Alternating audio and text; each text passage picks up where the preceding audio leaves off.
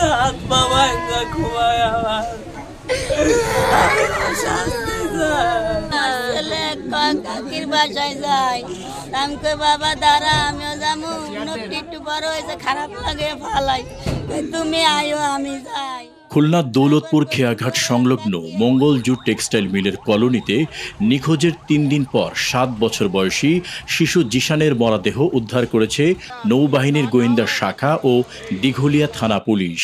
নিহত জিশান মন্ডল জুট মিলে কর্মরত আলমগীর হোসেনের ছেলে।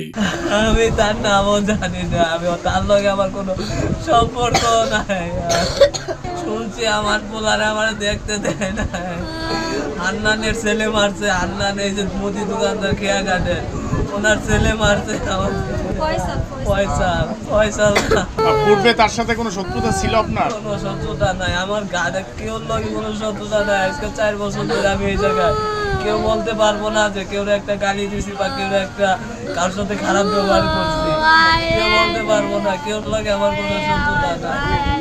পারিবারিক সূত্রে জানা যায়, গত 9 অক্টোবর জিশান বাড়ি থেকে বের হলে তাকে আর খুঁজে পাওয়া যায়নি। অনেক খোঁজাখুঁজি ও স্থানীয় পত্রপত্রিকায় সংবাদ প্রকাশ ও মাইকিং করার পরেও শিশুটির কোনো সন্ধান মেলেনি। 11 অক্টোবর বিকেলে গোপন সংবাদের ভিত্তিতে নৌবাহিনীর গোয়েন্দা সংস্থা ও দিঘলিয়া থানা পুলিশের যৌথ অভিযানে দৌলতপুর খেয়াঘাট সংলগ্ন একটি ঘেরা বাড়ি থেকে জিশানের মরদেহ উদ্ধার করা হয়। তবে পুলিশ সূত্রে জানা যায়, আব্দুল হান্নানের পুত্র ফয়সালকে খালিশপুর থানা পুলিশ আটক করে এবং তার দেয়া তথ্য মতে শিশু জিশান এর লাশ উদ্ধার করা হয়।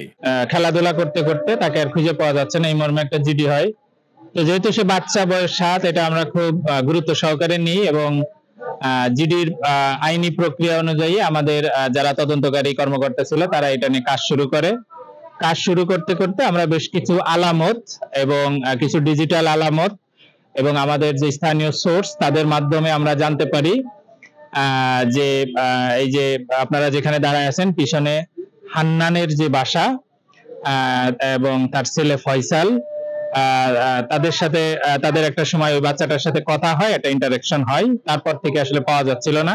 সেই সূত্র ধরে এবং আমাদের বেশ কিছু স্থানীয় সোর্স ছিল, তাদের মাধ্যমে আসলে আমরা হান্নানের বাড়ির উঠানের এক প্রান্তে যে আমরা আসলে এই মাটি খুঁড়ে দেখি যে বস্তাবন্দি অবস্থায় জিসান বয়স 7 তার মৃতদেহটি পাওয়া গেছে এবং তার গায়ে কিছু আঘাতের চিহ্ন আছে।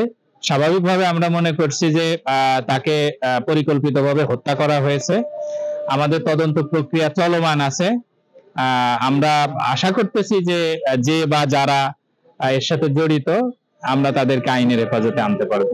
পুলিশ জানায়, বাড়িতে বসবাস করতেন মোহাম্মদ আব্দুল হান্নান শেখ ও তার ছেলে। দেয়ারা দৌলতপুর খেয়াঘাট এলাকায় আব্দুল হান্নান শেখের একটি মুদি দোকান রয়েছে। ঘটনার পর থেকে দোকান বন্ধ এবং বাড়িতে তালা ঝুলতে দেখা যায়।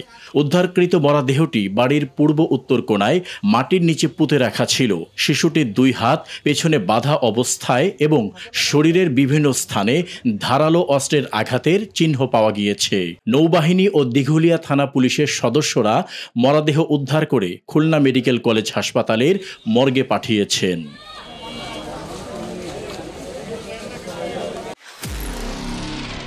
নিরপেক্ষ, সত্য প্রকাশে আপোষহীন।